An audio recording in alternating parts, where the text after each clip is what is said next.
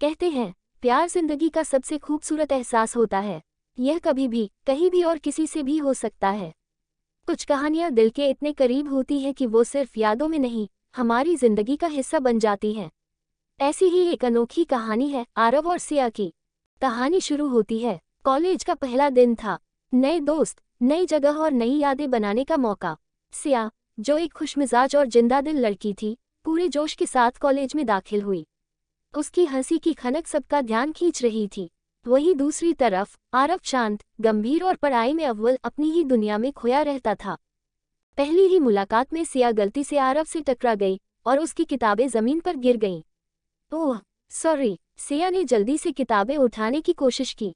आरव ने हल्की मुस्कान के साथ कहा, कोई बात नहीं, और उसकी मदद की। आगे देखने से पहले वीडियो को लाइक और चैनल को सब्सक्राइब कीजिए। बस वहीं से दोनों के बीच एक अनजाना रिश्ता बनने लगा। सिया की चुलबुली बातें और आरव की गंभीरता, दोनों बिल्कुल अलग थे, फिर भी जैसे एक दूसरे को पूरा कर रहे थे। समय बीतता गया और दोस्ती धीरे धीरे प्यार में बदलने लगी। आरव को अब सिया की बातें अच्छी लगने लगी थी, उसकी मुस्कान में उसे अपनी दुनिया दिखने लगी थी।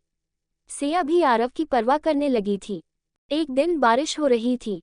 सिया पूरे कॉलेज में भीगती घूम रही थी और आरव छाता लेकर उसके पास आया। पागल हो क्या, ऐसे भीगोगी तो बीमार पड़ जाओगी, आरव ने उसे डांटते हुए कहा। सिया मुस्कुराते हुए बोली, बारिश को महसूस करना भी एक आर्ट है, समझे। आरव ने छाता उसके ऊपर कर दिया और दोनों चुपचाप चलते रहे। शायद बिना कुछ कहे भी बहुत कुछ कहा जा चुका था। फेयरवेल पार्टी की रात, आरव ने हिम्मत जुटाई और सिया को छत पर बुलाया। सिया, मैं तुम्हारे बिना अपनी जिंदगी की कल्पना भी नहीं कर सकता। क्या तुम मुझसे? आरव के शब्द अटक रहे थे। सिया मुस्कुराई, उसकी आंखों में चमक थी। हाँ आरव, मैं भी तुमसे बहुत प्यार करती हूँ। उस रात आसमान में आतिशबाजी हो रही थी, लेकिन असली रोशनी उनके दिलों में जल चुकी थी। कुछ कहानियां कभी खत्म नहीं होती, वो बस यादों में अमर हो जाती हैं। क्योंकि सच्चा प्यार वही होता है जो बिना कहे भी समझ लिया जाए। आगे मिलते हैं अगले एपिसोड के साथ। धन्यवाद।